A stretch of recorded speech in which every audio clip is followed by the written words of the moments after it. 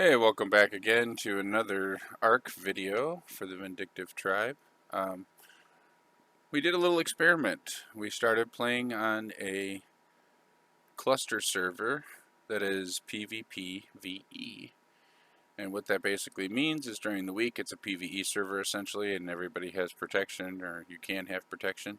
And then on the weekends, everything is fair game and it's full PvP. If you're not in your base during the week, you can also be killed and your stuff can get taken. So this is our little hidey hole base. Before we built this, we didn't realize on this server that cave buildings would actually take 6 times damage. So if we do end up getting raided or attacked in this base location, we will probably get wiped. But we're pretty close to a server reset, so we're just riding it out in this base for now. But you get the general idea of our base builds. So up on top there, we have our roof. We call that the crow's nest. I'll show you that here in a minute. But essentially, a giant wall. What you don't know about this wall, if you're just coming to attack, is that there are multiple layers. So if you look at the foundations, there's multiple layers of foundations, and then behind those are multiple layers of walls. Behind that is a layer of vaults and another layer of walls. And I'll show you that on the inside. Up here, obviously, we have a behemoth gate. That's pretty much our only way in and out of the main part of the base, especially with tames. We do have pillars and things like that out front here to make it harder to land dinos and toss them into our base if we're being attacked. And then we do have some foundations randomly placed for spam nearby so that they can't just set up a little base with some turrets aimed at our front door, essentially, and keep us in the base. Pretty nice view from our base, actually. Crystal Isles is a gorgeous map, probably one of my favorites when it comes to how pretty it is. Make sure I'm at the right gamma level. Alright, that's a little bit better. It's a little dark, but you get the idea. We did end up painting a lot of our structures black. The ones that are not black are newer structures that we just haven't painted yet, but one of our tribe members did take care of painting a lot of this stuff so it wasn't so visible during the daytime as you flew by or went by on a ship down below. Going into our base, make sure I close the door behind me. Alright, just to get a little bit better view.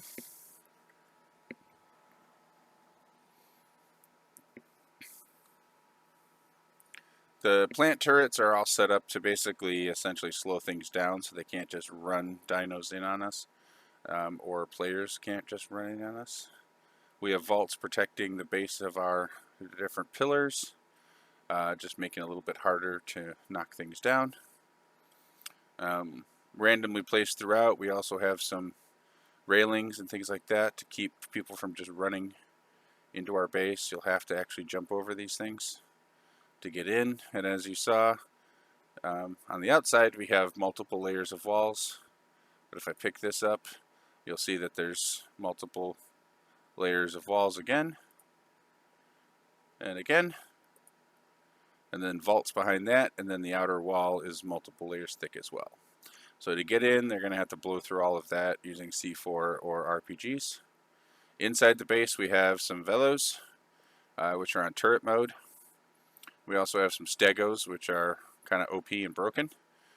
So they are basically soakers for incoming bullets and kind of protecting a major generator spot for us. So behind this wall, behind that dummy, there's multiple layers thick of walls, but in there is a generator that is powering the local turrets.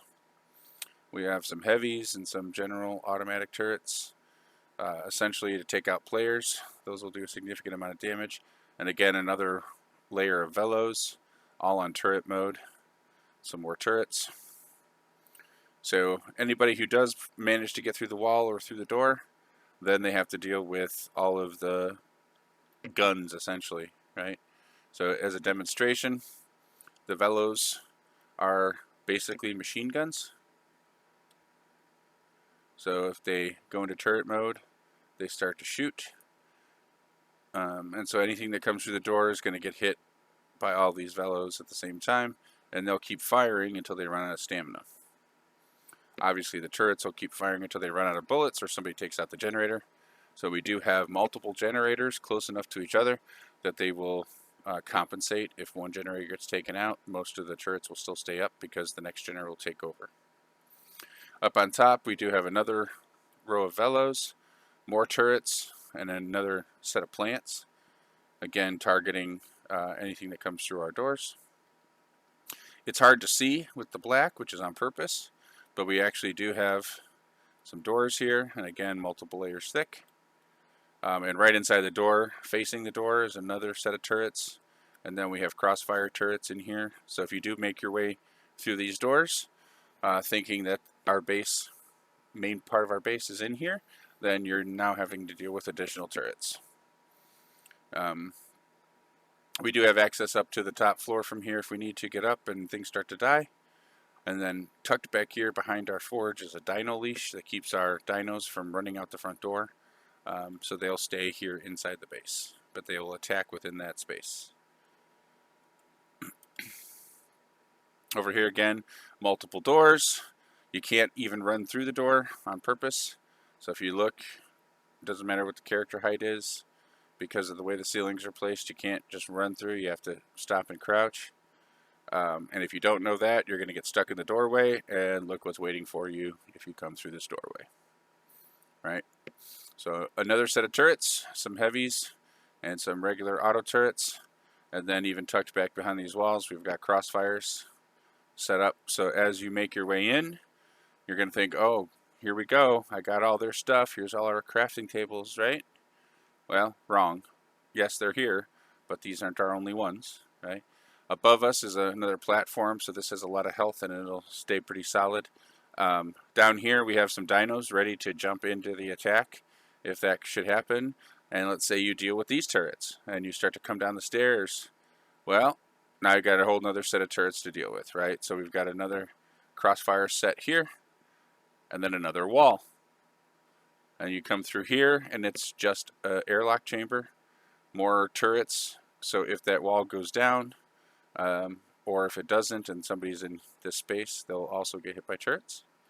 And then you can also kind of peek through this spot, but you can't shoot out and they can't shoot in through that crack. So we did test that. In here we've got some more water tanks, the crapper, and another dino on attack target. So if anything gets in here, that wolf will come after them as well. Some fridges with some food and eggs and things like that in it. Down below we have our dung beetles hiding down there producing fertilizer for the plant turrets and our vegetables. And then we have our final layer of the base, which is our actual beds and our best gear. So we close that up. Again, we do have guns trained on that spot from up above. And then also from inside. We have a Fearox in here, and we have a few other things in here that we would use for last line defense. Obviously we have beds in here, and then we have a second floor. So all these vaults on the back, those are all containing our resources, our best blueprints, some dinos and things like that. And then up here, as we go up, we have our tech replicator. We have a whole another set of crafting stations. So even if we're trapped in the back here, we do have another set of crafting stations that we can be using, and most of our materials are in the vaults in back here. So we will have access to those as well to keep up the fight.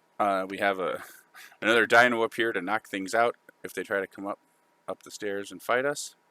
And of course we can fight from under or above, and then some backup beds just in case we need to spawn if they get down below and blow up our beds. So that's the main floor of the base. Coming back out. If we come back out through here, back through the crouch door.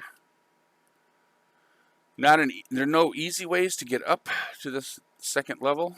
That's on purpose. So if you jump up here, get behind the turrets, obviously we have some crafting things. We have beer barrels, cookers, and things like that to with our water supply. Back here we have crops, but we do have a Utyrannus up here on turret mode. So if anything does come through the door, he'll be buffing all of our dinos and scaring, using the fear roar to try to push the opposing dinos back or get them to run off the cliff.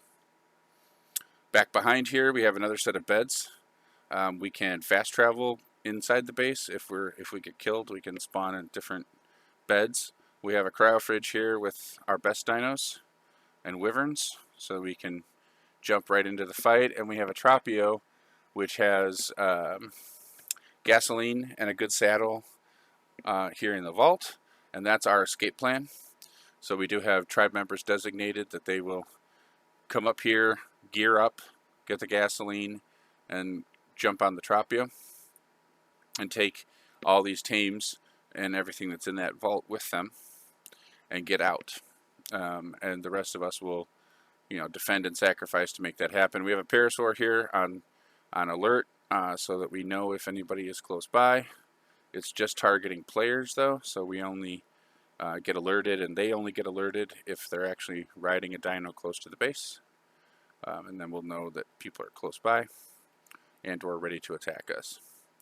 So that's what we call the garden level. Up above, we also have the third level, or the penthouse, I should say, or the crow's nest, right? And let me go ahead and put a grapple on there. The only way up into that spot from here is by grapple. So if you just grapple into that little hole, you can bring yourself all the way up. And again, another set of beds. So again, another respawn point for us. Also in this vault is more gear and weapons, RPGs, parachutes, flaming arrows, and so on. And a gas mask. The reason we have a gas mask up here is because we also do have poison wyverns up here. And so obviously they can hurt you as the rider. So we throw on a gas mask and go to town. One of the defenses up here, so again, just like downstairs, we have multiple layers. So when you come through this first door, this is just a small corridor, an airlock corridor. And then outside this door, we have a lightning wyvern on turret mode facing the front, which is pretty much a laser beam of death. And supporting that, we also have more turrets. Okay. This outside wall is also multiple layers thick, and we've got some extra vaults to help fortify the wall. And then again, you come out, you can see the walls are 3 thick here. And now you're up on top, so if we're being attacked or while we're under attack, the team members can come up here and fire down from lots of different angles into the people that are attacking us, and approach their bases or their tames if they're hovering or kind of staying out of reach of our turrets. They can come up here with RPGs and start taking out the enemy. If they start to get hammered under attack, they can fall back into the base.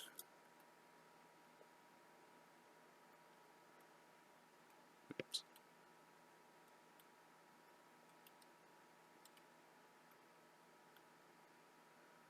And obviously they have turrets to defend them. They can also hop on that wyvern if they want to and drive it, or they can just leave it out and fall back behind all the turrets.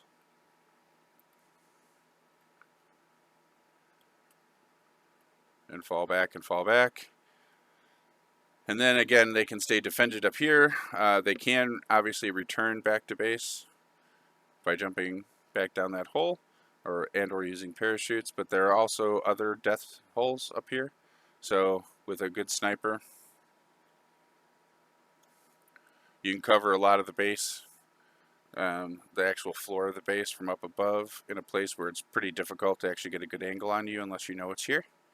So again, they can support with either snipers, or as you'll see up here, we also have quite a few poison grenades and regular grenades that they can just drop down on anyone who's actually in the base, and also the tames.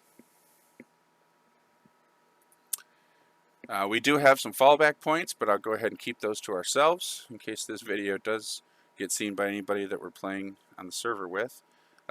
Again, this base is not where we're going to build next time because of the damage bonus to the structures in the cave, but that's why we wanted to show this base off before it does get wiped forever and we're never going to come back and build here again. So at least on these servers, it acted like a very good home for us, and you know, it is actually pretty defensible. Again, it's just a matter of the way the server is set up to add extra damage for cave builds. And that, I guess, pretty much does it. Again, ARK, Vindictive, Survival Evolved, PVP base tour. And that's pretty much it.